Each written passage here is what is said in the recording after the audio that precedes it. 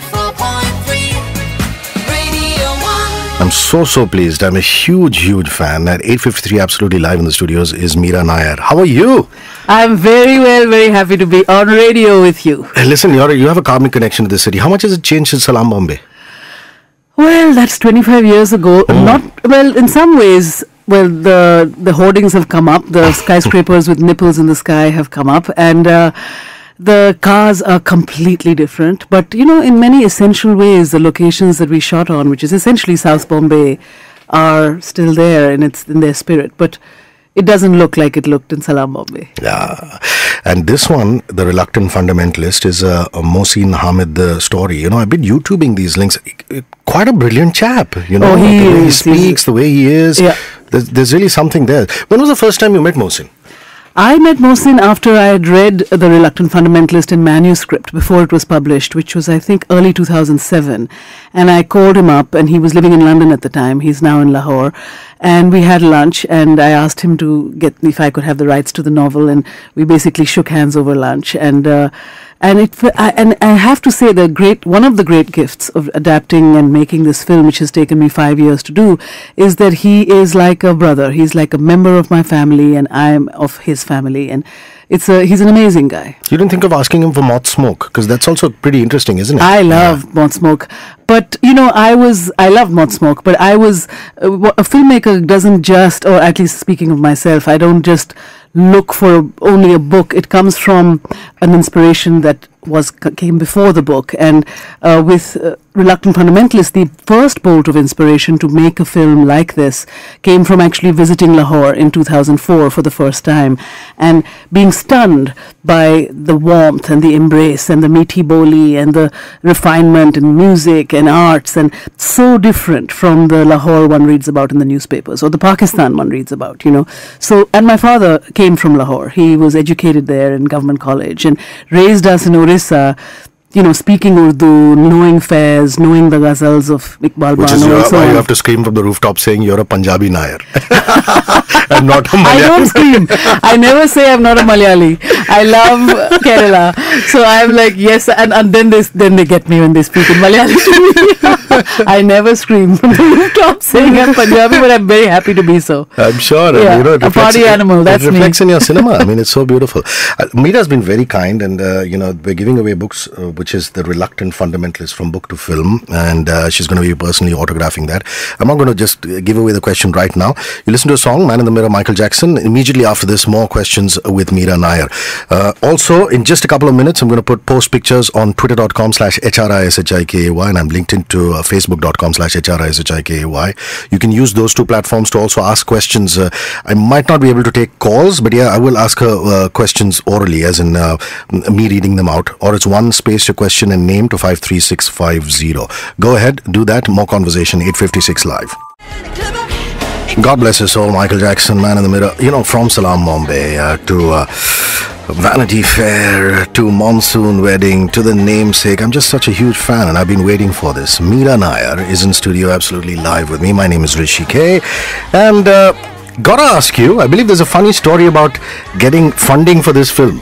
Many funny stories. Kaun se chahiye tumko? The funniest. The funniest. Well, the funniest was laced with alcohol. It was an English financier. I'm already beginning to like this Big story. cheeks. A lot of Pinot Grigio wine in him on lunch. And, we have a global movie. Reluctant Fundamentalist is shot across 4 continents. A-list movie stars from Kate Hudson to Liev Schreiber, Kiefer Sutherland, Om Puri, Shabana Azmi, the whole nine works, and this amazing young British actor Riz Ahmed as the title role, as the main role. And, a major scope. And the guy says, I'll give you $2 million for the whole film. And I just roll my eyes, and I'm pretty blunt, and he could see that it was not going to cut it. And my producer explained nicely, we can't do this on $2 million. And he said, darling, you can shoot it in Rockaway Beach, but when you have a Muslim at the center, that's what you're worth, $2 million. And he said what many people may have felt, but didn't have the wine enough to say it. But I was kind of grateful in the sense that he was straightforward. Yeah. But that's essentially a major part of the struggle. I mean, the film is a response to the wall that is being created between two parts of the world and ways of life. And a group, a collective group, the Muslims, or the Islamophobia that riddles our lives, is what it's reflecting and what it's protesting against. So this was not new news to have that resistance, but it was the greatest challenge to finance this film. But I'm so happy with the film because it was made finally with total creative freedom, totally no censorship, and is exactly what I'd like it to be, which is a hard thing for a director to say after a 5-year struggle. You're no stranger to working with the celebrity stroke actors, Richard Gere in Amelia and Reese Witherspoon in Vanity Fair. I mean, the list could go on and on. Kiefer Sutherland, he's quite huge in India. Oh, the he's 24 massive, series has just gone out of control. So talk a little bit about him, please. Well, Kiefer is an extraordinary guy, which, when I offered him the script, one of the first actors to just say yes, and he kept using the word honor. He said, "It'll be my honor." And I said, that's amazing. He said, "Yeah, because I have seen what America has done in the world, and there's no number of mistakes, and we never show this point of view that your film is showing, and I have to be a part of it." And through all the roller coaster of financing, Kiefer was with us all the way.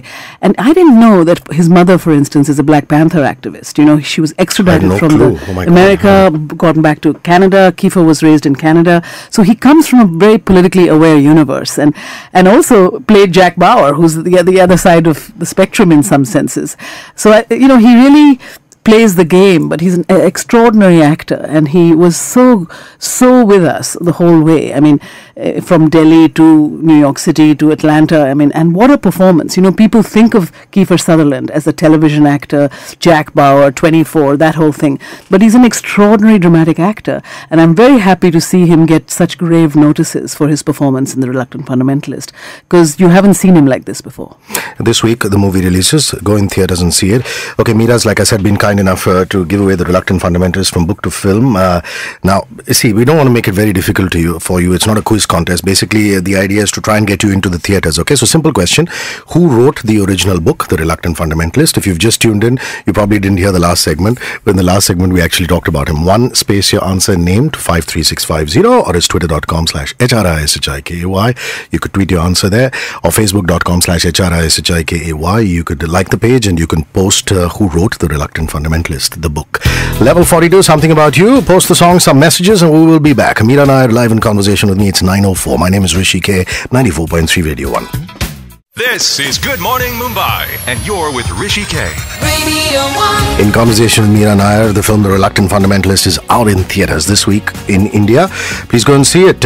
Fantasia Fairy, I like your Twitter handle. Namrata Gogoi says, how difficult is it for a filmmaker like Meera to adapt a book into a movie screenplay, deciding which part to let go of? Interesting question. Answer. Yeah, good question. I mean, The Reluctant Fundamentalist was actually one of the most challenging adaptations. It took 3 years to adapt, and 3 writers, including Mohsin Hamid, the novelist, and Ami Bogani, William Wheeler. I came to it with the point of view, as any director has to come to an adaptation. The book is written as a monologue. Chengez speaks to an American who doesn't say a word at a tea house in Lahore, and in our film, we had to invent the American completely, soup to nuts. His whole character, played by Liev Schreiber. So that was a massive addition rather than a taking out. Chengez had a brother in the film. In the book, and we made him a sister, played by Misha Shafi, the great Pakistani singer. And then I wanted to add a whole third act to the novel, of what happens in today's Pakistan, what happens in the last 10 years of the world. So much has happened in terms of Osama being killed, in terms of Raymond Davies, this covert CIA officer in Lahore, just shooting people in cold blood, and so on. And we didn't want to have the film appear and feel like it was a dated film in any way. So we have a much more contemporary face to it. So it was more a question of addition. The one big thing we changed was the role of the girlfriend, Erica. In the novel, she kind of fades away into the sunset. She commits a kind of suicide we don't even know. She's very ethereal. And I love women. I love to make films about women that I'd like to hang with, not just women and men, but anyone. I like to be with my characters for years and be with them. And I'm a lifeist. I'm someone who believes in life. And we created Erica, played by Kate Hudson, reinvented her as an artist with the same wounded past that she has in the novel. But she's an artist who certainly does not die. She's much more alive and prickly and contradictory and also opened by love with the Chingiz Khan, the lead of the film. So we made those changes, but essentially it is faithful to the spirit of the book. And you know, I think, and Mohsin is very, very happy with it. And I always love to respect the writer who invented this. I call him the Maa-Baap of the film. But you know, we embellished the universe rather than extracted from it. I've got to ask you, speaking of interesting Twitter handles, why Meera Pagli Nair? Arey, Pagli is my nickname, yeah, from childhood. That's my name. Such a Panju. No, well, you know, I'm also a mad person, so it's quite appropriate. Listen, guys, thank you so much. The timeline is just buzzing with the responses for the name of the author of The Reluctant Fundamentalist. It is Mohsin Hamid. But I've got to just pick out the first person on SMS, and that really is Tarang. You're absolutely correct. Tarang Pathia and Sujay Karnad on the Twitter timeline. So I've got two going out. Meera's going to autograph them. Okay, we've got three more books, so time to do one more question. Up ahead, there's going to be an interesting story that Meera just told me off the mic. I thought I'd bring it on the mic about how she cast Randeep Hooda in his first film. What is that film? Meera Nair's film starring Randeep Hooda. Easy, come on. One space, the name of the film and your name to 53650.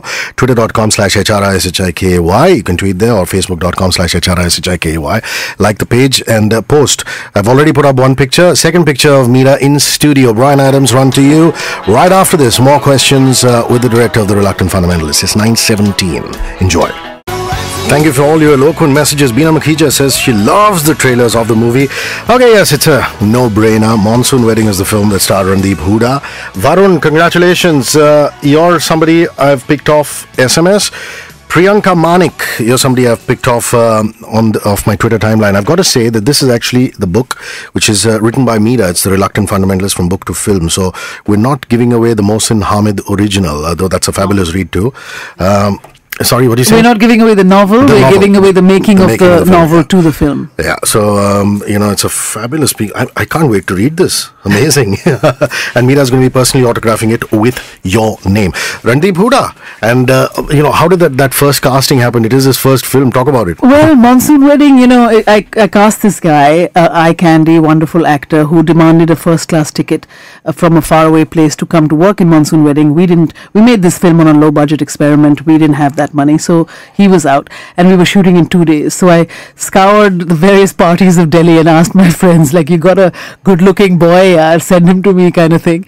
And in walked, very slouchy, with his undies showing, his pants below his bums, into my little production office, and that was Randeep Hooda, and all the girls went, whoop, like 90-degree turn, who is that boy? And he enters my little office, and he sits down, he says, yeah, what do you want? He's got this great kind of voice that was untrained at the time, but it was fantastic now. Anyway, so I said, well, I have this part, and what do I need to do? And I said, well, first you have to get the part. What do I need to do? And I said, just flirt with me. And he said, flirt with you? And I said, yeah, that's the part. You have to flirt with the woman. And he proceeded to do it just fine and got the part. And, and it's just wonderful. And he's called Idiot in the film because he's this Australian returned idiot. His mama, played by Nasiruddin Shah, had, so he had this slang, idiot, and they got along so well, Nasir and Randeep, that he was called Idiot virtually in every frame, and became our lovely, resident, adorable idiot. And he's still a very good friend of mine, and he's trained himself so brilliantly, actually largely with Nasir's theatre group, and I just love that he's put himself through that training to become who he is. So when I met him yesterday, he said, give puppies and chappies to Meera. Well, he's one of mine. The music of The Reluctant Fundamentalist. I mean, there is Peter Gabriel in there. I'm such a massive fan. I mean, this man is he's taken music to another level. I mean, whether it's background scores or a song. Talk about the entire score, the soundtrack. Well, I mean, the score is so much. I'm also someone who lives and breathes music, and this film is about crossing borders between this part of the world and the Western world. So it's a great opportunity for music, and I was really turned on by the modern sound coming out of Pakistan. The film begins with an 8-minute live qawwali by Abu Muhammad Farid Ayaz Kangana, I was also hugely inspired by the Coke Studio stuff that's happening. And then, Atif Aslam sings 2 songs. We took this wonderful Faiz poem, Meri Araj Suno, and he sings it, and went to Peter Gabriel, who's an old friend of mine, someone I've stalked since his Last Temptation soundtrack, and became friends over. I begged him to do Kama Sutra back in '95, and he didn't do it, but we became buddies, and we worked together on a lot of activist projects like Witness and my film school in East Africa and so on.